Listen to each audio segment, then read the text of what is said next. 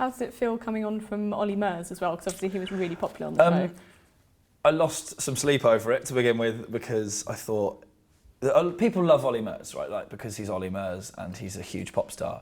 So that was quite intimidating. But it became quite easy because Caroline was really good and kind of I eased in. And what I'm doing on the show, like, it's really changed. Like, our dynamic's very different to Caroline and Olly's dynamic. So I'm not so worried now because I'm not trying to fill his shoes. I'm trying to do something completely different.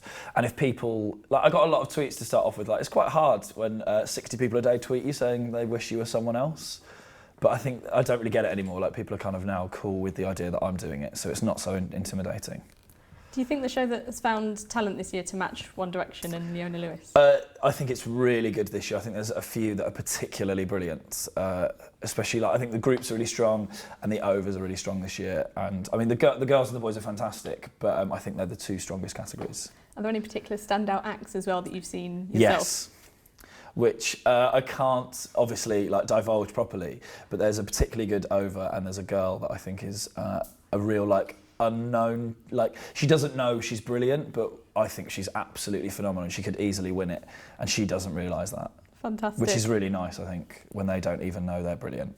Definitely. What has the return to small audition rooms brought back to the show as well, do you think? I think it brings back a lot of the nerves. Like, there's no audience to kind of back you up or cover any of your tracks. Like, it's very exposing. I think it's very intimidating. Like, walking into that room. I mean, I had to go in there a couple of times to do some filming, and I was intimidated walking into it. So I can't imagine what it'd been like for someone that didn't know them and had never really done any telly before and wasn't used to the whole crew and the judges. So I think I think it means there's less to cover your cracks. So if you're not that great, it really shows it up. Brilliant. And some of the jokes you've made recently about people associated with the X Factor have been slightly risque, shall we say?